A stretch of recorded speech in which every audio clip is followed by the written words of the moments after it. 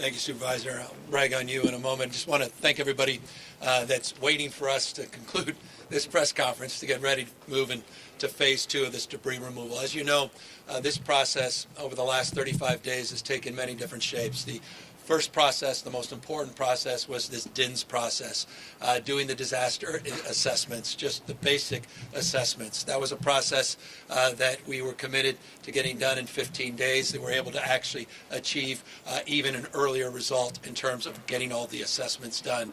We moved forward with the first phase of removal, which is hazardous waste, with the EPA in partnership with many state and local agencies. There was a stretch goal of about 60 days to get that process done. And as the supervisor said, working with Bob Fenton and others and FEMA, there was an assessment done that it's possible to achieve that within a 30-day footprint. And now there's 1,300 people on the ground that are committed and resolved to getting that done. 65% of that first phase will be complete by the end of the week. The hazardous phase will then move into the second phase, which is the phase that is officially currently beginning today here, not just in Altadena, but also in the Palisades. This process will include the Army Corps of Engineers with their subcontractors, or rather their main contractor, their prime contractor, ECC, and their subcontractors, many that are assembled right behind me. Margot just happened to be the first individual that was randomly picked that had gone through a process which is incredibly important, a process we refer to as right of entry. It's a process that is a responsibility of all of the property owners by March 31st to fill out forms to allow us to begin to batch those right of entry applications and to begin the process of debris removal at the scale that is required to reach our next phase goal. More on that in a moment. We currently have, Bob estimates, around 7,500. I have 7,353 ROEs that were submitted at least last night. Only 315 have opted out of the Army Corps doing the work, meaning the vast majority of people have decided to get this done. It's done for free. Anyone that wishes to have the Army Corps do the work and their contractors can get the debris removed for free. They'll bill your insurance if you have it, but anything above that insurance is taken care of by the contracts that are put into place.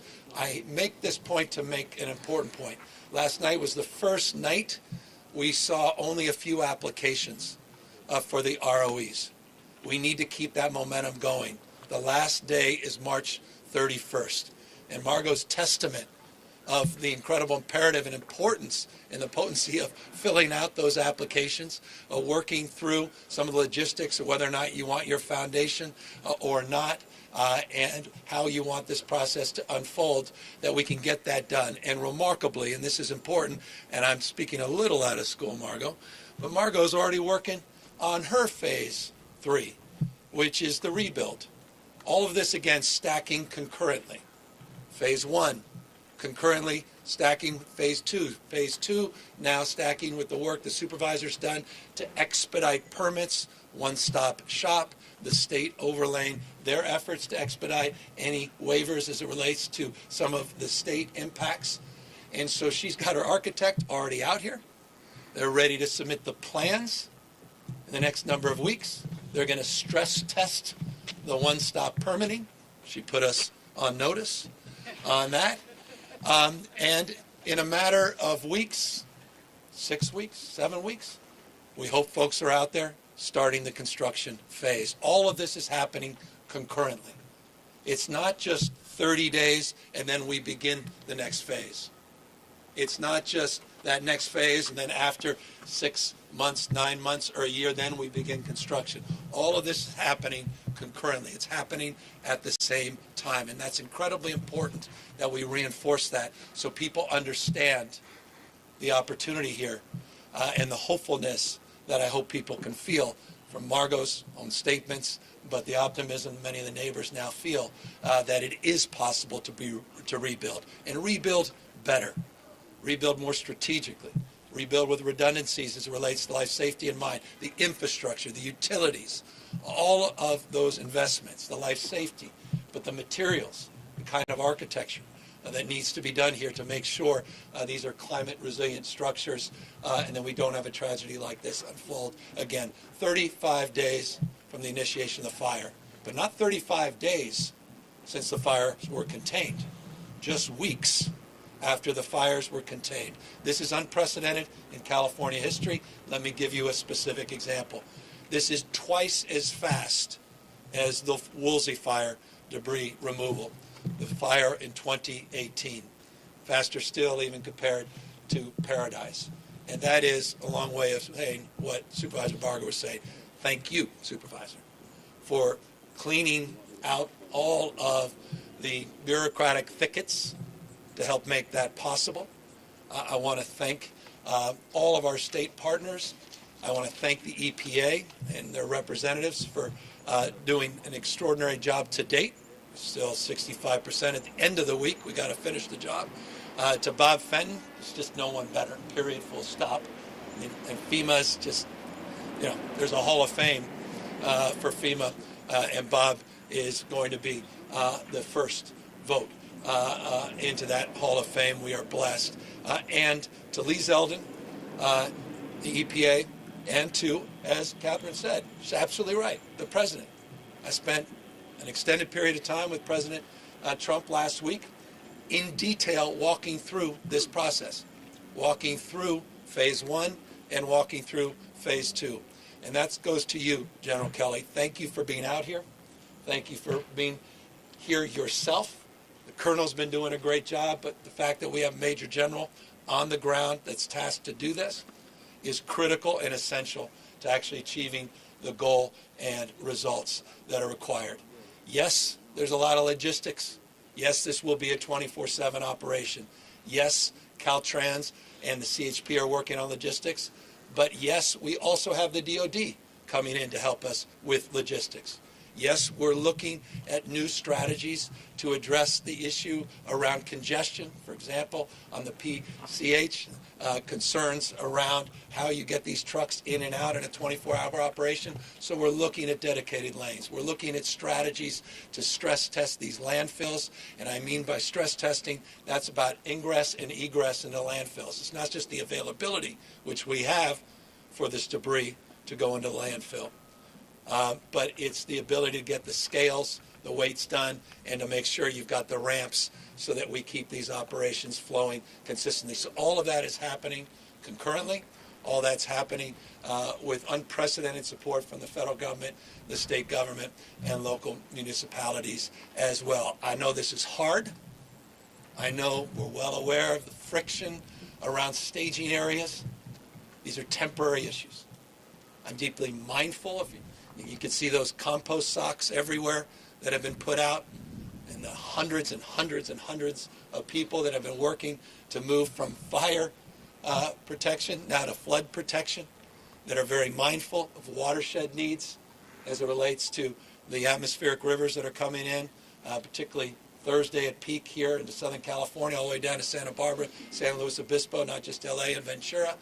The imperative of keeping our Conservation Corps and the National Guard working on those operations, and that's a big part of another reason why Nancy is down here, and my next meeting is going to be around watershed and flood protection and debris flows and traffic management related to some of the water and the flooding that we are going to anticipate on these burn scars, not just here, but throughout the region and in Northern California.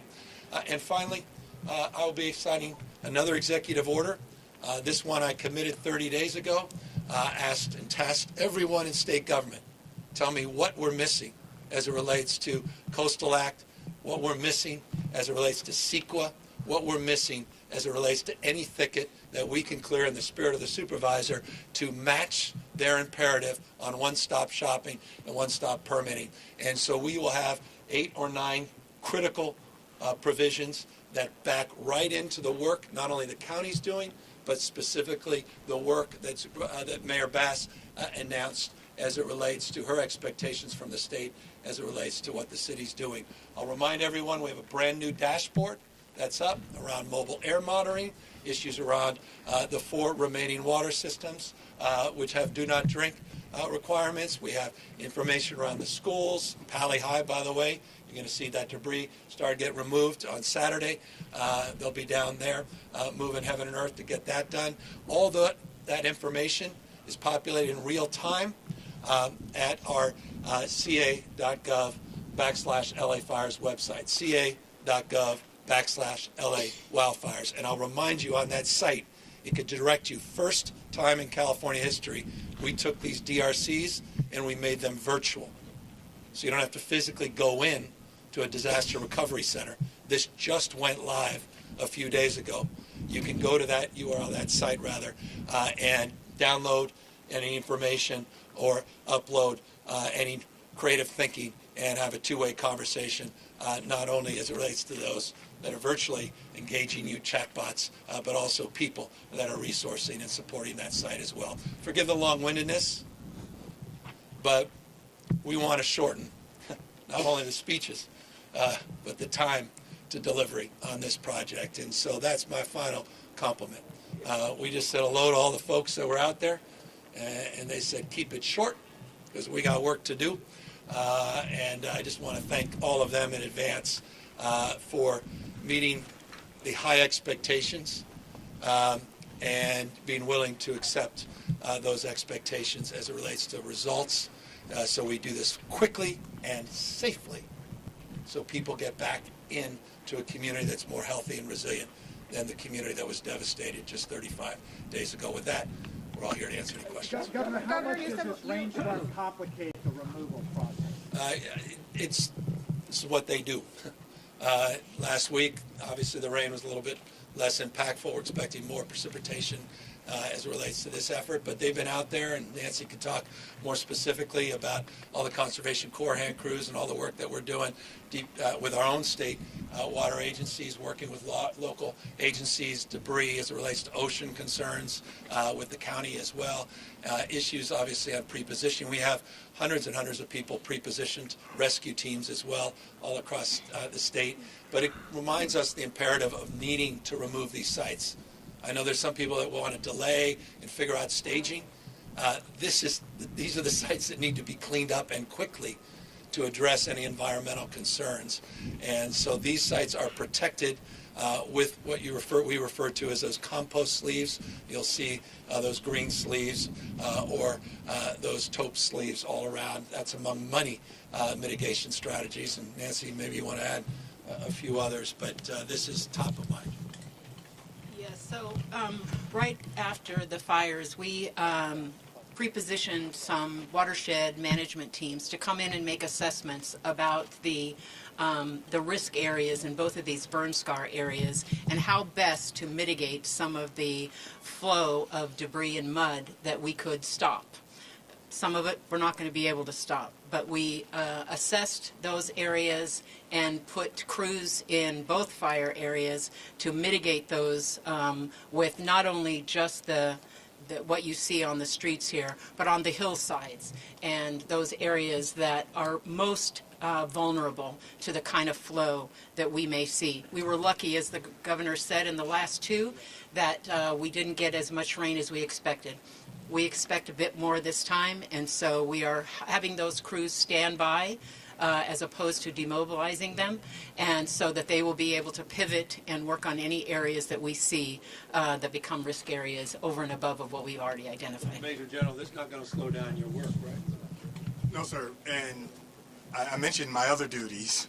The Los Angeles district is very active in this space as well. So there are things that we are doing to make sure that we're in overwatch, making sure that the work that we have to do, thinking about the staging areas, but we are active and getting after it and anticipate no impacts. Hey, Governor Newsom. You know, they talk about rebuilding and plans coming in already. I had a wildfire expert say it doesn't cost any more to build your home fire resistant than it does to build it the old-fashioned way. Are there requirements that they do that? Well, there's new building codes. You got a lot of homes here built in the 30s, 40s, and 50s that weren't subject to a lot of those new building codes. So by definition, they're going to be dramatically more resilient. The question is, at what where do we cut that off? And we've been talking to, for example, Mayor Bass's office. She talked about those 2017 codes versus the 2019 codes, and those are part of the discussions, part of the executive order that I was alluding to and previewing just a moment ago. But look, we're hearing from the exact expert you heard and other experts that for new construction, it's not significantly, and arguably not even marginally more expensive to take these to a whole nother level in terms of creating fire-resistant homes. When you're doing a remodel, there are, I think you have to level set some perhaps additional burdens and challenges by definition that extended in additional costs. But for new construction, that's important. Here's what I'm most worried about for new construction. It's what everyone's worried about. Just supply-demand, the issues of constraints. Issues around everybody accessing materials and supplies at the exact same time, not just those physical supplies, but human capital that's required as well. And so we've been stress testing every conceivable. I've previewed this 3 or 4 times with all of you as it relates to some of our apprenticeship programs, looking in-state, out-of-state, looking, when I say in-state, other parts, regions within the state of California to access the workforce.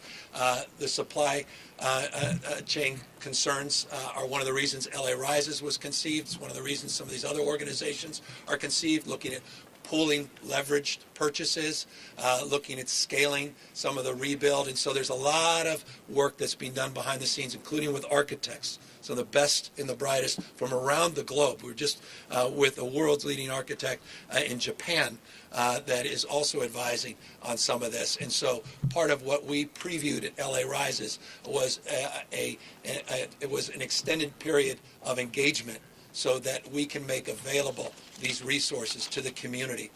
Again, we're not dictating the design, we're not dictating the rebuild, but we want to make it easier, informed by the Tubbs Fire and their experience of getting substantially 80% or so of that community rebuilt, 5,600 structures, remind you, in the Tubbs Fire, 80% of that rebuilt within about 3 years. They're helping inform some of this process. We just had Hawaii was out here. They're nonprofits, not just some of their key experts. We're getting the benefit of some of the best and brightest minds from across the country and around the globe. Governor, can you talk a little bit more about what your conversations? State partnership. Can you give us some insight in what you said to President Trump and what he said to you? Well, we had an extended conversation about the recovery, and he, I couldn't impress upon him more how grateful we were for the work the EPA was doing, and how that work was accelerated, and how that work was coming together. And we had an opportunity to talk to the EPA director together to stress test some of that, who was on his way, quite literally. I was at the airport. You saw him just a few days ago out here, and talked in more nuance and detail. So, as you know, with me and the president, I call balls and strikes. We had detailed conversations, rare if ever you'll have with the president of the United States. Perhaps that's the developer in him. Talking about phase 2, talking about who pays for it in this context, how much is billed from insurance, what does a typical line item in insurance provide in terms of costs for debris removal, how many days does it take, 2-ish, to remove the debris, what about complex cases, and level setting on that. When we talk about getting substantially complete, there's always those complex cases. When we talk about phase 1 and phase 2, we talked to the president that some of that work will actually be done by the Army Corps, phase 1 and phase 2, not separately from the EPA. How schools are done differently, how the billing cycles as it relates to reimbursements are done a little differently. We talked about the assessments of total cost, total tonnage, 4-ish million tons, I think, is what we're estimating coming off this debris site. So it was along those lines. Why it was an extended conversation. Governor, you just mentioned the 4.5 million tons potentially of debris, roughly. There are a lot of Californians concerned about where that debris is going to be going, where it's going to be stored. On the Palisades fire, folks really concerned about Will Rogers Park, Will Rogers State Beach. People here concerned about the Altadena Golf Course. I know we have the EPA here, but I'd love to hear from you about what your commitment is to Californians about protecting the environment and where this debris is going to be going. It's half of this state's potential debris for the year. So I appreciate the question. I appreciate the sentiment behind the question as well in terms of related concern, and we're addressing that. I know local representatives more so, in particular, community meetings and the like. So you're talking about two different things. You've got staging areas, and you referenced some of the staging area sites. That's for short-term staging for phase 1 hazardous waste removal. That process, as I said, will be substantially done by the end of the month, but they'll still utilize some of the staging areas for as much as 60 in an extended period. Bob, you can tell me if I'm wrong, any of you, maybe 90 days. Those sites are completely cleaned up. They're being monitored. They're being assessed. And we're going to hold everyone to a level of accountability as it relates to those sites coming back cleaner than when they found them. That's just temporary staging. Now, as it relates to the larger debris removal, that 4+ million tons of debris, a lot of that is recycled. You have some concrete that can be recycled, some that cannot. You got wood chips that can be recycled. You have steel that can be recycled. So that reduces the total tonnage and waste. We have identified all the facilities. The Corps, Major General, has identified all of the landfill sites, and there's availability in those sites. The challenge now is just logistics as it relates to ingress and egress and scales, and that's why the DOD is coming in, and that's why Caltrans and CHP are part of this, because again, this is a 24-hour operation. If we're going to get this done, and we're going to do justice to the commitments that the President's making, the state and local government want to meet. And as it relates to that issue, they're met to the highest levels and standards. And let me reinforce that. There are few states, it's one of the reasons you love California, some people are frustrated with California, is we tend to do more than most other states as it relates to issues like protecting public health and related issues associated with soil sampling as it relates to issues of air monitoring. We have our own California EPA that is supplementing a lot of that work, including the mobile air monitoring that we're doing as it relates to benzene and arsenic and lead, that we're also populating on that website and making transparent, that are supplementing the work the U.S. EPA is doing in some of the local air quality districts. So it's supplementing all of the regional, local, regional, state work and federal work, and making sure we're transparent and accountable along the lines of your concerns and questions. Governor Edison is now probing whether it's electrical equipment sparked the fire. As we know, their equipment did spark the Woolsey fire, the Thomas fire, Ginny, blamed for the one in Camp Fire, and ultimately in the settlement, ratepayers bore the cost. If SoCal Edison is found to have started the fire, will ratepayers have to pay the cost again? And what is being done to make sure that electrical equipment does not spark future fires? So we've got to unpack a lot of this. There's no soundbite here, so you may want to keep the camera rolling. I was deeply involved as it relates to the Camp Fire, and the reason I start there, that led to the bankruptcy of the largest IOU, investor-owned utility in the United States of America, Pacific Gas and Electric. The process to get them out of bankruptcy led to the creation of a wildfire fund. That fund was set up with 3 IOUs that participated, including Edison, that have been paying into the wildfires fund to create a contingency that would allow them to access the resources and the dollars in that fund for precisely the concerns that have been raised as it relates to the possible and potential culpability, of which no one has assessed that. No one.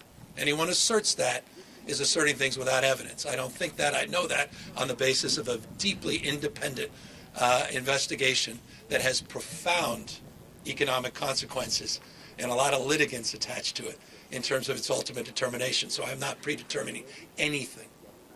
But in the expectation of another major wildfire occurring, SB 1054 was created, this wildfire fund, that has up to $21 billion of claims paying resources. Last I checked, and forgive me, no notes, and you caught me not off guard, but not necessarily up to speed on the exact numeric, but roughly $12 billion of cash was in that, but the ability to then even finance beyond that up to $21 billion exists. I have independent experts that helped us create that fund in partnership with the legislature that are also looking and stress testing at its capacity to weather a worst-case scenario along the lines that you suggested, without impacting ratepayers to the extent possible. Again, stress testing the system, or at least the design of the Wildfire Fund that was created. Now, you have a FAIR plan, which is not a state-owned plan. I impress upon all of you, it was conceived in 1968. It's not a taxpayer-funded plan, the FAIR plan. It is a syndicate pool made up of the admitted market, meaning your insurers, and they have reinsurance. They're in the process, and I believe in a few hours, the insurance commissioner, I'll let the insurance commissioner talk about the status of the FAIR plan in relationship to, I know it's separate and above, but it's important, and derivative part about their claims capacity as it relates to their current assessment of the damage and the impact to their policyholders. So again, too early to make that determination as it relates to Edison. If there's a determination of responsibility, culpability, their relationship to that fund exists. That is not the case in LA with their utility. They were not part of that fund. And so that's a separate question as well, which we're also gaming out and stress testing. Governor, it won't begin concurrently, but do you have any sense of what the timeline for completing all of the removal will be? Well, there was nothing. I had 5 conversations, and they said, we don't want to talk about that, Governor. We just don't want you to throw out a date.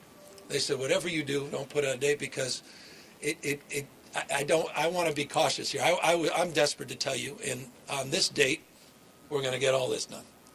It's just not fair to them at this point. But I am resolved, as the President of the United States, to do this in unprecedented, record-breaking speed.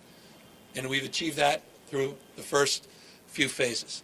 And I'm confident that can be done if we all row in the same direction and we work across our differences in the spirit that's required at this moment. I'm not going to say that's easy.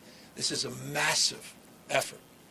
And you've seen, again, remember, the last parcel, when we talk about something being completed in 9 months, that's the last parcel, right? So meanwhile, there's all kinds of work being done for months and months and months on all the other parcels, which is the important part, as you suggest in the frame of your question, which I appreciate, the notion of concurrent.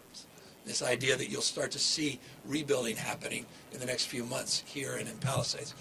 But they have estimates in that 9 to 12 month range. Governor, I would say that. And Bob is going to see this one. Hold on, I'll ask. I think if you want to help us go fast, we need the rights of entry in.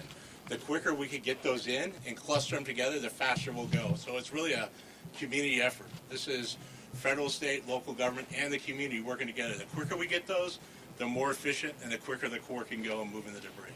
And let me just reinforce that.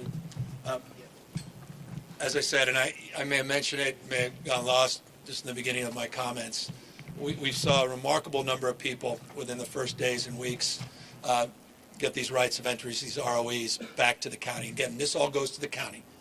And then goes through this process, opt-in, opt-out, and then that process now is around batching those together. We've got about 114 right now that we are operationalizing today. 79 here in Palisades, or excuse me, in Altadena, the rest in the Palisades. But they're not batched yet. And so the idea is to batch them, to coordinate these, so we're using scales of economy, and we can deal with the logistics issues in a much more strategic way. And so getting these, I mean, we're 65-ish% is not where we need to be on those ROEs. It's so important to get people to know March 31st is that deadline, and we can't impress upon people more the importance of that. And then there's issues. There's always going to be outliers. There are deed issues that are challenging. There's these deeply complex cases, which we always have to be mindful of. You've got the commercial side of this. It's slightly different operationally than the residential side. And then the very thoughtful question, and forgive me, on utilities and undergrounding, all of that, I assure you, is deeply in our mindset. And we want to make sure when we're doing one trench, we're doing it for as many municipal and private purposes at the same time, which is easier to say than do at scale, but we have teams operationally focused on that, and I can assure you that it is our absolute imperative, not just intention, to make sure undergrounding is a big part of that. Some cases that may not happen immediately, as was the case in camp.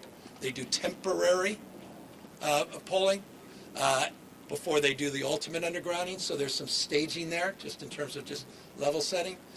But that absolutely is a big part of the overall life safety effort. Last question. Insurance Commissioner of California, Ricardo Lara, has talked to insurance companies and is asking them to pay the full coverage to the clients affected without an itemized inventory of things, because most of it got burned. However, some of our viewers have expressed some interest, some concerns, because FEMA help is not coming fast enough. They say they're facing a lot of questions, a lot of requirements. What would be your answer to all those people? Well, Bob, you want to take the FEMA side? Take advantage of Bob being here. So FEMA can provide homeowners with a grant up to $43,000, a direct grant to them for home losses or impact. It's obviously not going to make you whole. So insurance is very important. We could also provide $43,000 for property losses. On top of that, you can get loans from SBA and other things to help with that. One of the things we can't do is duplicate other funding that may be available through insurance. We recognize that there's a lot of insurance here. We do also recognize a lot of people will be underinsured from here. The good news is in the last year, through legislative activities, we can now help people that are underinsured, whereas before we were not able to. So the quicker that people could get us their insurance information in and let us know what's covered, what's not covered, the quicker we can make decisions on the rest, on those two grants for $43,000, $600, I think it is, on both of those. And then at the same time, you can use SBA, and it's a $500,000 2.56% loan to help with some of those gaps. But we do anticipate the gaps. The good news is we can help now. We do need that information from the homeowner as far as what they're underinsured by.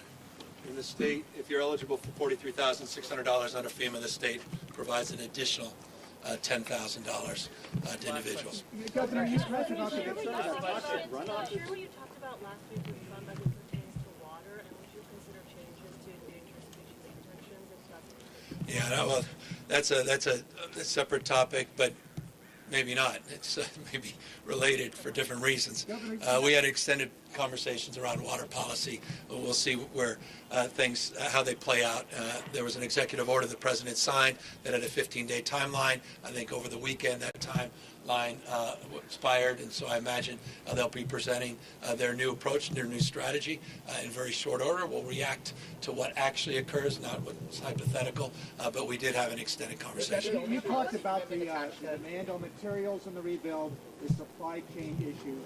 Are you at all concerned about a 25% tariff on major imports of steel and how that would complicate the lives of these folks trying to recover? Obviously, we're gaming all those impacts out. And look, these tariffs are nothing more than taxes paid by consumers, paid by taxpayers.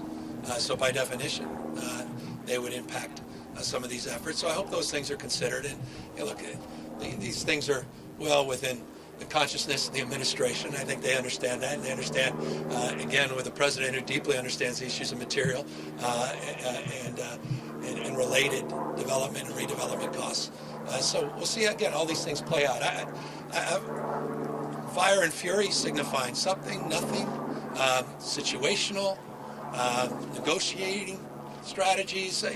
These things, we'll just see how they play out, and we'll react to actually what happens, not what is asserted, and so clearly that is on our mind, but more broadly, even beyond just that proposal itself or the implications of that proposal. I'm more worried the totality of the laws of supply and demand. Thank you guys very, very much.